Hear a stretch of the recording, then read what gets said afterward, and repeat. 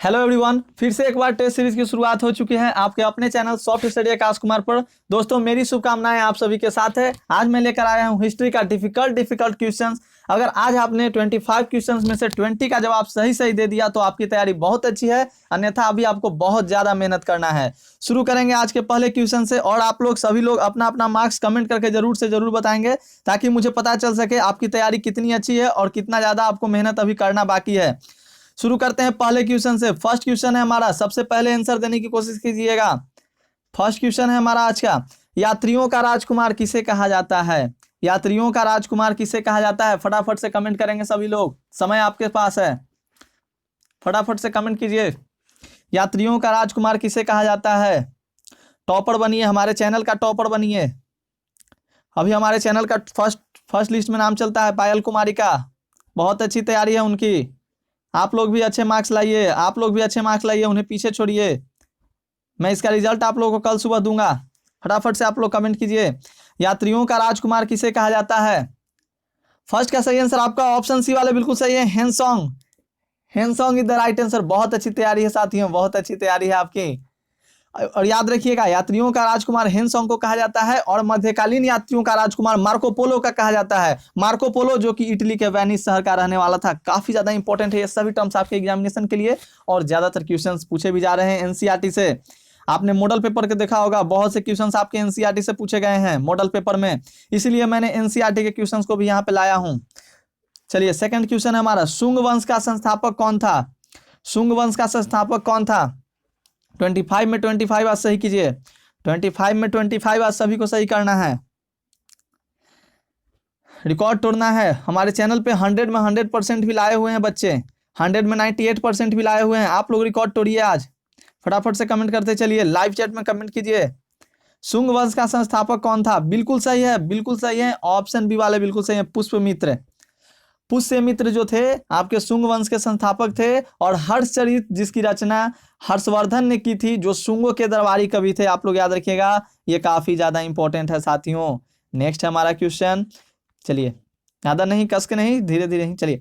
राजत रंगिनी के लेखक कौन है? राजत रंगिनी के लेखक कौन है? थर्ड का सही आंसर आपका ऑप्शन ए, कौटिल्य। फटाफट बताइए, राजत रंगिनी के लेखक कौन है?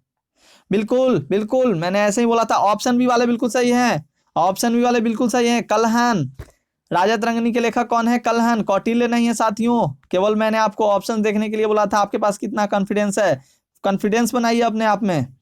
राजत रंगिनी के लेखक Kalhana is the right answer. जिनका 3 सही हो चुका है, अपने आप को नोट करते चलिए कि उनका 3 सही हो चुका है। लास्ट में आपको कमेंट करके अपना मार्क्स बताना है, ताकि मैं आपका रिजल्ट निकाल सकूं। चलिए, क्वेश्चन 5 है हमारा। फटाफट टेस्ट सीरीज को ज्वाइन कर लीजिए सभी लोग, वीडियो को शेयर कर दीजिए, जो बच्चे नहीं आए होंगे आ जाएंगे। चलिए, 4 नंबर क्वेश्चन है हमारा, सुदर्शन झील का जीर्णोद्धार करने वाले शख्स शासक का नाम बताइए। सुदर्शन झील का जीर्णोद्धार किसने किया था? आप फटाफट से बताइए। यहाँ पर शक होगा ना, शक शासक था, शक होगा साथियों। सुदर्शन झील का जीर्णोद्धार करने वाले शक शासक का नाम बताइए। तो 4 का सही आंसर, 4 का सही आंसर रुद्रदामन। रुद्रदामन सही जवाब, रुद्रदामन वाले बिल्कुल सही है, option D the right answer, Rudradaman. जो मौर्योत्तर काल के शक शासक रुद्रदामन के आदेश से जो आपका सौराष्ट्र था, सौराष्ट्र के गवर्नर सुविशाख ने झील की पूर्ण निर्माण करवाया था। आप याद रखोगे, काफी ज्यादा इंपॉर्टेंट क्वेश्चंस है। भारत का आइंस्टीन किसे कहा जाता है? एनसीईआरटी से सिलेक्टेड क्वेश्चंस। भारत का आइंस्टीन किसे कहा जाता है? फटाफट से बताएंगे सभी लोग, भारत का आइंस्टीन किसे कहा जाता है? 5 का सही आंसर ऑप्शन है, नागार्जुन वाले बिल्कुल सही है, Nagarjuna is the right answer. आप में जोश होना चाहिए, जुनून होना चाहिए आंसर को कमेंट करने का। फटाफट से कमेंट करते चलिए। इसी तरह से आपकी तैयारी मैं कराते चलूंगा। इसी तरह से टेस्ट सीरीज को मैं प्रतिदिन अब टेस्ट सीरीज लूंगा आपकी, और प्रतिदिन रिजल्ट निकालूंगा। बस आप लोग करते जाइए। देखते हैं 27 डेज 26 डेज में किसका सबसे ज्यादा अच्छा परफॉर्मेंस रहता है और कौन अच्छा करते हैं। यहीं से टॉपर का पता चल जाएगा कि कौन कितना मार्क्स लाकर दिखाएंगे हमारे चैनल से। भारत का आइंस्टीन किसे कहा जाता है? तो 5 का सही आंसर ऑप्शन है, नागार्जुन वाले बिल्कुल सही है, Nagarjuna is the right answer. बहुत अच्छी तैयारी, बहुत अच्छी तैयारी। नेक्स्ट है हमारा क्वेश्चन नंबर 6, तराइन का प्रथम वो युद्ध किस वर्ष लड़ा गया? तराइन का प्रथम युद्ध किस वर्ष लड़ा गया? और पीडीएफ के लिए आप टेलीग्राम चैनल को ज्वाइन कर लोगे। टेलीग्राम चैनल पर मैं इसका सारा पीडीएफ आपको दे रहा हूं। तराइन का प्रथम युद्ध किस वर्ष लड़ा गया? ऑप्शन से 1191, 1192, 1193, 1194। बिल्कुल सही है, बिल्कुल सही है। 1191 वाले बिल्कुल सही है। पृथ्वीराज और गौरी की सेना के बीच लड़ा गया था। पृथ्वीराज और गौरी की सेना के बीच लड़ा गया था, जिसमें पृथ्वीराज जो था वो मतलब बहुत ही ताकतवर था, इसके पास सेना भी बहुत ज्यादा था। आप लोग याद रखेंगे ये सब। तो 1191 वाले सही है। 1191 वाले अपना 6 नंबर का मार्क्स कैलकुलेट कर लेंगे कि उनका ये सही हो चुका है। सभी का कमेंट आ ही रहा है, बिल्कुल धड़ाधड़ धड़ाधड़ से कमेंट आना चाहिए। चलिए नेक्स्ट है, दसराज युद्ध किस नदी के तट पर लड़ा गया? दसराज युद्ध किस नदी के तट पर लड़ा गया? काफी ज्यादा इंपॉर्टेंट है। दसराज युद्ध किस नदी के तट पर लड़ा गया? 7 का सही आंसर आपका ऑप्शन सी, परुसनी नदी। ऑप्शन है आपके पास गंगा, बैतरनी, नर्मदा या परुसनी नदी। तो सी इज द राइट आंसर, परुसनी नदी। बहुत अच्छी तैयारी है, बहुत अच्छी तैयारी, लाजवाब, जबरदस्त। चलिए बढ़ते हैं हम लोग अगले क्वेश्चन की ओर, बढ़ा जाए। बहुत लोग पीछे रह जा रहे हैं कमेंट करने में। चलिए आप लोग कर लीजिए 7 तक, पहले आप लोग 7 तक कर लीजिए। चलिए 8 नंबर क्वेश्चन है हमारा। बढ़ते हैं हम लोग अगले। बड़ा मजा आ रहा है आप लोगों का कमेंट देखने पर। गजब की तैयारी है आप लोगों की, बहुत अच्छी तैयारी हो चुकी है आप लोगों की। बस कुछ दिन और लगे रहिए, बस कुछ दिन और लगे रहिए। पॉजिटिव फीलिंग के साथ आप लोग 26 डेज और लगे रहिए, आपकी तैयारी बहुत अच्छी हो जाएगी। 8 नंबर क्वेश्चन है, किस शासक को भारत का नेपोलियन कहा जाता है? किस शासक को भारत का नेपोलियन कहा जाता है साथियों? 8 का सही आंसर ऑप्शन डी, समुद्रगुप्त को भारत का नेपोलियन कहा जाता है, समुद्रगुप्त को। और बहुत से बच्चे कमेंट करते हैं म्यूजिक का वीडियो लाइए। भैया मुझे म्यूजिक का वीडियो मैं कैसे लाऊं, मुझे आता ही नहीं है। प्लीज आप लोग म्यूजिक के लिए कहीं और देख लीजिए, म्यूजिक मुझसे नहीं हो पाएगा। इकोनॉमिक्स का मैंने बोला है, इकोनॉमिक्स थोड़ा मैं करूंगा, इकोनॉमिक्स का मैं कर दूंगा। साइकोलॉजी मैं करा रहा हूँ, साइकोलॉजी की क्लासेस मैं पर डे चलाऊंगा। साइकोलॉजी मैं करा रहा हूँ, प्लस में मेरा ज्योग्राफी एक है, ज्योग्राफी मुझे देना है आप लोगों को, हिस्ट्री देना है और पॉलिटिकल साइंस देना है, पॉलिटिकल साइंस भी देना है। तो आप लोग ध्यान रखिएगा। किस शासक को भारत का नेपोलियन कहा जाता है? हो चुका है 8 number, Samudragupta is the right answer, option D. अभी तक आप लोग बताइए किनका किनका 8 में 8 सही हो चुका है? 8 में 8 किन्होंने, कितना लोगों ने सही कर चुका है? 8 में 8 किनका किनका सही हुआ बताइए। मैंने देखा है बहुत लोगों का अभी 6 सही हो पाया है। 8 में 8 जिनका जिनका सही हुआ है बताइए, कमेंट कीजिए। नेक्स्ट हमारा क्वेश्चन है साथियों, क्वेश्चन नंबर 9। बहुत ही लाजवाब क्वेश्चन, बहुत वीवीआई से नहीं, इसे वेरी वेरी इंपॉर्टेंट कहो आप, वीवीआई कहिए, वीवीआई है। चतुर्थ बौद्ध संगीति के आयोजन किस राजा के शासनकाल में हुआ? चतुर्थ बौद्ध संगीति आप लोग बहुत बार सुने होंगे, लेकिन इस क्वेश्चन को आप लोग अभी पहली बार देख रहे हो ना। चतुर्थ बौद्ध संगीति का आयोजन किस राजा के शासनकाल में हुआ बताइए। तो 9 का सही आंसर, 9 का सही मैं हिंट्स देता हूं आप लोग को, रेड जेल नहीं होगा जी, आप ज्योग्राफी में जा रहे हो, रेड जेल नहीं होगा। विजयनगर नहीं, विजयनगर नहीं होगा, विजयनगर तो यहाँ पर राजा का नाम है। राणा कुंभा ये भी नहीं होगा। होगा क्या? तो ऑप्शन ए, कुषाण वंश का राजा था कनिष्क। तो कुषाण वंश के राजा के शासनकाल में चतुर्थ बौद्ध संगीति का आयोजन हुआ, और कहा भी जाता है कि यह बौद्धों की संगीति लास्ट बौद्ध संगीति था। तो आप लोग याद रखोगे। नेक्स्ट हमारा क्वेश्चन है क्वेश्चन 10। शेयर कर दिए हैं सभी लोग। देखिए चैनल पे अगर आप हैं तो इतना तो आपका फर्ज बनता ही है कि कम से कम वीडियो को, अगर आप लाइक नहीं करते तो शेयर तो कम से कम कर दिया कीजिए। शून्यवाद के प्रवर्तक कौन है?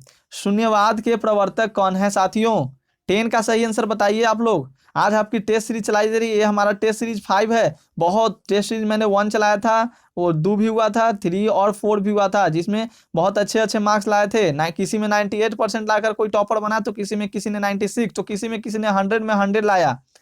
इस बार देखते हैं किसका कितना आता है। 25 क्वेश्चंस, एक क्वेश्चन 4%, एक क्वेश्चन पर 4% आपको मार्क्स दिए जाएंगे, यानी 25 चौको 100, 100% में से आपको कितना आता है देखा जाता है आप लोगों का। रिजल्ट आप कम्युनिटी टैब में देख लीजिएगा, मेरे चैनल के कम्युनिटी टैब में आपको रिजल्ट देखने को मिलेगा। शून्यवाद के प्रवर्तक कौन थे? आर्यभट्ट नहीं होगा, आर्यभट्ट नहीं होगा। शून्यवाद के प्रवर्तक कौन थे? अरे भारत का आइंस्टीन किसे कहा जाता है भैया? भारत के आइंस्टीन जिसे कहा जाता है उसी, उन्होंने ही शून्यवाद के प्रवर्तक थे। Option A, Nagarjuna is the right answer साथियों, Nagarjuna is the right answer साथियों, याद रखिएगा शून्यवाद के प्रवर्तक। नेक्स्ट है दोस्तों, नेक्स्ट है हमारा, नेक्स्ट है याद रखिएगा 11 नंबर क्वेश्चन। किस शासक को राय पिथौरा के नाम से जाना जाता है? राय पिथौरा के नाम से किस शासक को जाना जाता है? चलिए बताइए, चलिए बताइए सिलेक्टेड क्वेश्चंस। किस शासक को राय पिथौरा के नाम से जाना जाता है?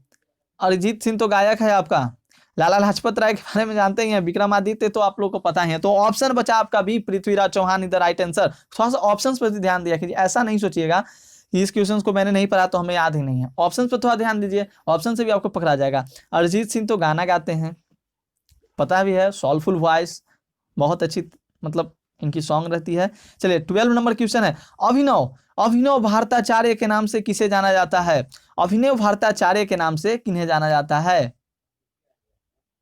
मैं इतना हिंट देता हूं आपको कि इनको अभिनव भारताचार्य का नाम इसलिए पड़ा था क्योंकि ये दूरदर्शी थे, कूटनीतिक थे, बहादुर सैन्य और राजनीतिक उपलब्धियों के कारण इन्हें कहा जाता था अभिनव भारताचार्य। तो किन्हें कहा जाता था? ऑप्शंस आपके राखल दास बनर्जी तो होगा नहीं, ये तो मोहनजोदड़ो और हड़प्पा सभ्यता से जुड़े हो गए। बिंदुसार के बारे में आप लोग जानते हैं, वो महाराणा प्रताप और राणा कुंभा में ही कोई होगा।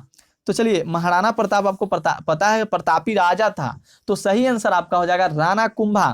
राणा कुंभा वाले बिल्कुल सही है साथियों, राणा कुंभा इधर राइट आंसर ऑप्शन है। नेक्स्ट हमारा क्वेश्चन है क्वेश्चन 13। सभी क्वेश्चन इंपॉर्टेंट है आपके एग्जाम के लिए, तो बेसिक से आप लोग तैयारी कीजिए अच्छे तरीके से। बिंदुसार किस राजवंश के थे? बिंदुसार किस राजवंश के थे? 13 का सही आंसर ऑप्शन है मौर्य वंश। मौर्य वंश बिंदुसार, मौर्य वंश बिंदुसार। नेक्स्ट है हमारा क्वेश्चन नंबर 14, क्योंकि ये सब इजी क्वेश्चन है। राजेंद्र प्रथम किस राजवंश के थे? सिलेक्टेड क्वेश्चंस मेरे द्वारा, मैंने सिलेक्ट किया है सभी क्वेश्चंस खुद से। आप लोग एग्जाम देकर आना तब कहना कि क्या क्वेश्चन लड़ा या नहीं, ये मेरा सिलेक्ट किया हुआ क्वेश्चन है साथियों। राजेंद्र प्रथम किस राजवंश के थे? मेरा क्वेश्चन सिलेक्ट किया हुआ क्वेश्चन है, आप लोग एग्जाम देकर आइए। पीडीएफ में सभी हर वीडियो का पीडीएफ मैं एक पेज में एक बुक की तरह मैं बना दूंगा। लास्ट में जब आप एग्जाम देकर आइएगा तो हम लोग मिलाएंगे कि हम लोगों का कितना सही हुआ, क्या मेरा पढ़ाया हुआ आया या नहीं आया। राजेंद्र प्रथम किस राजवंश के थे? हाँ, आप लोग आंसर गलत मत याद करना। ऑप्शन बी चोल वंश, ऑप्शन बी चोल वंश। राजेंद्र प्रथम किस राजवंश के थे? चोल वंश के। बहुत अच्छी तैयारी, बहुतों को पता नहीं है, बहुतों को पता नहीं है, यही कह रहे हो कि तैयारी हो चुकी है। केवल प्रीवियस ईयर क्वेश्चन पढ़ लेने से आप 80+ नहीं ला सकते हो। प्रीवियस ईयर क्वेश्चन पढ़ लेने से 80+ नहीं ला सकते हैं, केवल इससे पास किया जा सकता है। 80+ लाना है तो मेहनत करके दिखाना है। चलिए, कृष्णदेव राय किस राजवंश के थे? कृष्णदेव राय किस राजवंश के थे साथियों? 15 का सही आंसर, वाह गजब, ऑप्शन सी तुलभ वंश। बहुत अच्छी तैयारी। कृष्णदेव राय विजयनगर का मतलब आप लोग को पता ही है, लेकिन किस वंश के थे ये बहुतों को पता नहीं था।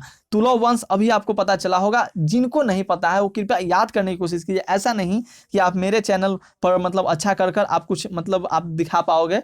मैं तो केवल ये प्रैक्टिस के लिए करा रहा हूँ, ताकि आप में एक क्या हो सके, आप में एक कॉन्फिडेंस बन सके कि हाँ मेरी तैयारी कितनी है। आपको तो केवल वो 1 piece of paper can not decide your future होता है ना, उस पर आपको मार्क्स को उपलब्ध कराना है, उस पर आपको इतना प्लस आपको दिखाना है, तभी जाकर कुछ होगा। तो कृष्णदेव राय किस राजवंश के थे? कृष्णदेव राय किस राजवंश के थे? ऑप्शन सी तुलभ वंश। लोग कहते हैं कि मार्क्स से कुछ नहीं होता है, पता है टैलेंट होना बहुत जरूरी है, बट मार्क्स तो आने बहुत ही जरूरी है ना आगे के लिए। जो हमारे यहाँ नियम है उसके अनुसार, परंपरा के अनुसार मार्क्स बहुत ज्यादा इंपॉर्टेंट मायने रखता है हम लोग के लिए। इसलिए आप लोग अभी एग्जाम की तैयारी कीजिए जमकर। हर्षवर्धन किस राजवंश के थे? हर्षवर्धन किस राजवंश के थे? ऑप्शन डी पुष्यभूति राजवंश। पुष्यभूति राजवंश के थे आपके हर्षवर्धन जी। मैंने अभी आपको हर्षवर्धन के बारे में बताया था।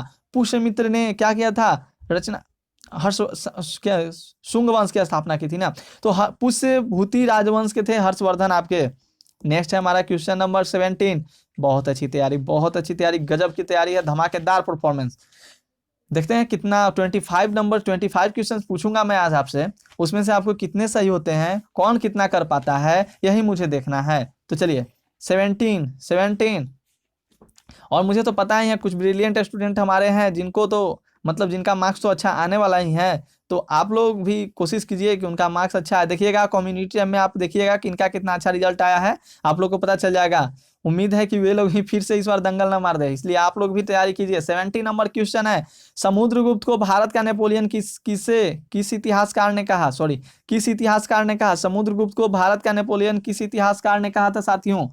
सभी को पता है कि समुद्रगुप्त भारत का नेपोलियन था। अभी मैंने क्वेश्चन पूछा भी है आपसे, पूछा भी है। तो अब यहाँ पर पूछ रहा है, 8 नंबर में पूछा था, अब यहाँ से आपसे कह रहा है कि समुद्रगुप्त को भारत का नेपोलियन किस इतिहासकार ने कहा? तो याद रखिएगा V.A. स्मिथ जो थे, इन्होंने ही समुद्रगुप्त को भारत का नेपोलियन कहा था। ये सब छोटे छोटे टर्म्स आपको याद रखने हैं, क्योंकि ये सब छोटे छोटे टर्म्स बहुत ज्यादा इंपॉर्टेंट एंड मायने रखेंगे आपके एग्जामिनेशन में दोस्तों। नेक्स्ट हमारा क्वेश्चन है क्वेश्चन नंबर 18। सिकंदर कहाँ का शासक था? सिकंदर कहाँ का शासक था? कहाँ का? भारत का? बताइए कहाँ का शासक था सिकंदर? तो याद रखिएगा 18 का सही आंसर आपका मकदूनिया का शासक था सिकंदर, मकदूनिया का शासक था मकदूनिया, इधर राइट आंसर। ऑप्शन सी वाले बिल्कुल सही हैं, ऑप्शन सी। बहुत लोगों को लग रहा होगा कि मैं बहुत ज्यादा बोलता हूँ, ऐसी बात नहीं है, केवल आपकी प्रैक्टिस सेट चलाई जा रही है, इसमें जोश के साथ करना है, पूरे जोशो होशो हवास के साथ करना है, ताकि आप लोगों को भी एक, आपके अंदर भी एक उत्साह है कि नहीं मैं मतलब एक तरह से प्रैक्टिस कर रहा हूँ, आपको भी लगे कि नहीं मेरी प्रैक्टिस हो रही है। यहाँ पर क्रेज चल रहा है, कमेंट का क्रेज चल रहा है, तो आप लोग भी चलाइए, अपना कमेंट को शो करवाइए, स्क्रीन पर आपका ही नाम शो होना चाहिए। फटाफट से आप लोग कमेंट करते चलिए, फटाफट से कमेंट्स करते चलिए। Option C the right answer, मकदूनिया का शासक सिकंदर। नेक्स्ट है हमारा क्वेश्चन नंबर 19, कितना सही हो चुका है 20 नंबर में बताना सभी लोग। 19 है हमारा, ऑक्सस नदी से पूर्व में गंगा नदी तक मध्य एशिया में खुरासन से लेकर उत्तर प्रदेश तक कौन शासक राज्य करता था। ऑक्सस नदी से पूर्व में गंगा नदी तक मध्य एशिया में खुरासन से लेकर उत्तर प्रदेश तक कौन शासक राज्य करता था। 19 का सही आंसर बताइए सभी लोग, 19 का सही आंसर बताइए। Option A Kushan is the right answer. बहुत अच्छी तैयारी, बहुत है, मुझे तो लगा था कि आप लोगों को पता नहीं होगा, लेकिन Kushan is the right answer. Option A वाले बिल्कुल सही है साथियों। नेक्स्ट हमारा, और जेन्युइन तरीके से बताइएगा, लास्ट में ये नहीं कि सभी लोग 25 में 25 कमेंट्स कर देंगे, ऐसा नहीं है। मैं यहाँ पर लाइव चैट भी आप लोग का चल रहा है, तो इसमें देखा जा रहा है कितना किनका सही हो रहा है, गलत आपका जहां हो रहा है मेरे नजर में आप लोग बन जा रहे हो। और फिर से मैं लाइव चैट को रिप्ले करके भी देखूंगा, अगर 25 में 25 बहुत लोगों का रहा, तो फिर से रिजल्ट निकालने से पहले मुझे एक बार लाइव चैट रिप्ले देखना पड़ेगा और पता करना पड़ेगा किनका कितना सही हुआ। इसलिए आप लोग जेन्युइन तरीके से बताइएगा, कोई ज्यादा यहाँ पर मतलब दिखाने की जरूरत नहीं है, बस आप लोगों का मतलब आप खुद से अपनी तैयारी को जांच सकते हो ना। और बहुत से लोग ऐसे होते हैं जिनको पता ही नहीं होता है कि मेरी तैयारी कितनी हो चुकी है, मैं कितने पानी में हूँ, बहुत लोगों को नहीं पता चलता। इसलिए मैं आपकी तैयारी आज मैं जांचने आया हूँ कि कैसे चला है। और ये सेट 5 है, और ऐसा नहीं, आज से सेट 6 भी आएगा, सेट 7 भी आएगा, सेट 8 भी आएगा, तो इस तरह से आते रहेगा आपका। शिवाजी का राज्याभिषेक कब हुआ। शिवाजी का राज्याभिषेक कब हुआ साथियों, शिवाजी का राज्याभिषेक, फटाफट। वाह गजब, ऑप्शन बी 1674 पता था सभी को। 6 जून 1674 को शिवाजी का राज्याभिषेक हुआ था। बहुत अच्छी तैयारी। 20 में 20 कितना सही हुआ, 20 में 20 वाले, 20 में 20 वाले कमेंट कर दो सभी लोग, 20 में 20 वाले कमेंट कर दो, एक 20 में 20 कमेंट कीजिए। नहीं जोड़े हैं, जोड़िए जोड़िए सभी लोग। चलिए नेक्स्ट है, शिवाजी का राज्याभिषेक कहाँ हुआ, इसी से रिलेटेड क्वेश्चन। शिवाजी का राज्याभिषेक 6 जून 1674 को हुआ, तो कहाँ में हुआ, कहाँ में हुआ राज्याभिषेक, पूरी जानकारी आपको रखनी है, पूरी जानकारी। रायगढ़, रायगढ़ वाले बिल्कुल सही है, रायगढ़ वाले बिल्कुल सही है भैया। नेक्स्ट है 22 तैयारी कीजिए। हिंदू राजा पोरस ने किस से मुकाबला किया था, हिंदू राजा पोरस ने किससे मुकाबला किया था दोस्तों, फटाफट कमेंट कर दो। यहाँ पर कोई चोरी नहीं चलेगी आप लोगों की। ज्योग्राफी से कितने बच्चे हैं यहाँ पे, ज्योग्राफी वाले बच्चे, 183 दिन में 183 दिन काम कीजिए, आपको मुख्य कार्यकाल के अंतर्गत रखा जाएगा। अगर आप 183 दिन में एक दिन भी कम करते हो, तो आपको किसके, तो सीमांत कारागार के अंदर रखा जाएगा। तो मार्जिनल लेबर मत बनिए आप लोग, मार्जिनल लेबर मत बनिए, मेन लेबर बनिए, मेन लेबर, लेबर कहने का मतलब मेहनत कीजिए आप लोग। 183 में 183 दिन आपको कार्य करने हैं, उसी को कहते हैं। इससे ज्यादा भी कीजिएगा तो कोई दिक्कत नहीं है, आप मुख्य कार्यकाल के ही अंदर आइएगा। पता होगा ना, VVI क्वेश्चन था आपके लिए, पूछा भी गया इस बार। बोर्ड मॉड्यूल जो बोर्ड ने मॉडल जारी किया, उसमें भी ये क्वेश्चन को पूछा गया था। मैंने शुरू में भी आपको बताया था कि ये क्वेश्चन आएगा। विश्वास कीजिए, ट्रस्ट कीजिए और चैनल पे बने रहिए। 22 है हमारा, हिंदू राजा पोरस ने किससे मुकाबला किया था। पोरस की कहानी किसे नहीं पता है, पोरस की कहानी सबके जुबान पे है, तो याद रखिएगा ऑप्शन ए सिकंदर से, ऑप्शन ए सिकंदर से हिंदू राजा पोरस ने मुकाबला किया था। सिकंदर जो था मकदूनिया का शासक था, तो याद रखना है आपको। नेक्स्ट हमारा क्वेश्चन नंबर 23 साथियों, बहुत अच्छी तैयारी, बहुत अच्छी तैयारी, गजब। 23 है, कुषाण पढ़ लिया आप लोग क्या, अरे मुझसे पहले आप लोग पढ़ लेते हैं, बहुत अच्छा बहुत अच्छा। कुषाण वंश का सबसे प्रतापी शासक कौन था। ऐसे भी आप लोगों की तैयारी बहुत जबरदस्त हो चुकी है। कमेंट्स के अनुसार, कमेंट का जो ये सिलसिला आप लोग चलाते हो ना, इसके अनुसार मुझे बहुत ज्यादा उत्साह मिलता है, मैं बहुत ज्यादा खुश होता हूँ। इतना अच्छा आप लोग कमेंट कर लेते हो, इतना ज्यादा आंसर आपको पता रहता है। मैं खुद ये सभी वीडियो का जो क्वेश्चन होता है, कभी कभी आंसर मैं खुद भूल जाता हूँ, तो आप लोग को पता रहता है। और जब मैं आपके जैसा था, मैं जब 12th में पढ़ता था, तो मुझे तो इतना भी नहीं याद होता था जितना आप लोग याद कर लेते हो, मुझे इतना भी नहीं याद होता था जितना आप लोग याद कर लेते हैं। इसलिए बहुत अच्छी तैयारी है आपकी, आप लोग बहुत ज्यादा मेहनत कर रहे हो, ऐसा नहीं है। बस इसी मेहनत को, केवल मेरे दोस्त, इसी मेहनत को लगातार आप लोग बनाए रखिए। कुछ दिन और, कुछ दिन और। कितने नंबर में थे, 24, सिकंदर तक कर लिए थे हम लोग, हाँ। यहाँ आए थे हम लोग, 23 में थे। कुछ दिन और बनाए रखिए, यही आपसे मेरी रिक्वेस्ट रहेगी, इस तैयारी को कुछ दिन और बनाए रखिए। कुषाण वंश का सबसे प्रतापी शासक कौन था? बिल्कुल ऑप्शन डी कनिष्क। कनिष्क ही ना था कुषाण वंश का, मैंने आपको बताया था ना, कनिष्क था ना, इसी ने ना आपको मैंने आपके अच्छे खासे दिए हुए हैं कंसेप्ट जी। चलिए नेक्स्ट है 24 किस वेद में पृथ्वी को भारत माता के रूप में स्वीकार किया गया है? किस वेद में पृथ्वी को भारत माता के रूप में स्वीकार किया गया है? भारत माता ग्राम वासनी खेतों में फैला है श्यामल, पढ़े होंगे सभी लोग पोयम को, उसी से रिलेटेड क्वेश्चन है, बहुत ज्यादा क्वेश्चन इंपॉर्टेंट है। जो जनरली जो होता है ना इंपॉर्टेंट क्वेश्चन से आपके एग्जामिनेशन में पूछे जाते हैं, ऐसा क्वेश्चन जो आपने कभी देखा भी नहीं होगा, जो प्रीवियस ईयर होता है, प्रीवियस ईयर आपको केवल पास ही करा सकता है, ये बात आप लोग ध्यान में रखिएगा। ऐसा रहता अगर प्रीवियस ईयर से ही सारा क्वेश्चन आ जाता तो बच्चे एक साल क्यों पढ़ते हैं? लास्ट के 2 महीने में केवल प्रीवियस ईयर पढ़कर नहीं पास कर जाते हैं। हाँ, लेकिन इतना है कि प्रीवियस ईयर आपको पास करा देगा भैया, प्रीवियस आपको पास करा दे, लेकिन जिनका जिनका अगर कुछ सपना है, कुछ बनने का सपना है, वो मेहनत कीजिए, मेहनत कीजिए, जमकर मेहनत कीजिए। किस वेद में पृथ्वी को भारत माता के रूप में स्वीकारा गया है? बहुत अच्छी तैयारी है। Option D Arthaveda, Atharvaveda, Atharvaveda is the right answer. Samaveda, Yajurveda, Rigveda, Atharvaveda. और बहुत बार तो ये भी क्वेश्चन पूछा गया है, तो वेद कितने हैं, वेद कितने हैं, महाभारत का युद्ध कितने दिनों तक चला, महाभारत के लेखक कौन है, ये सब बहुत ज्यादा क्वेश्चन पूछा जाता है, तो आप लोग ये सब याद रखिएगा। किस वेद में पृथ्वी को भारत माता के रूप में स्वीकारा गया है? अथर्ववेद याद रखिएगा, ऑप्शन डी लास्ट क्वेश्चन। और मैं इस क्वेश्चन को दिखाने से पहले मैं आपको बता दूं कि जिनका जिनका 24 में 24 सही हो चुका है, वो लोग 25 क्वेश्चन को भी सही बनाने की कोशिश करो। 25 नंबर इसी पर आपके मार्क्स डिपेंड करेंगे लास्ट।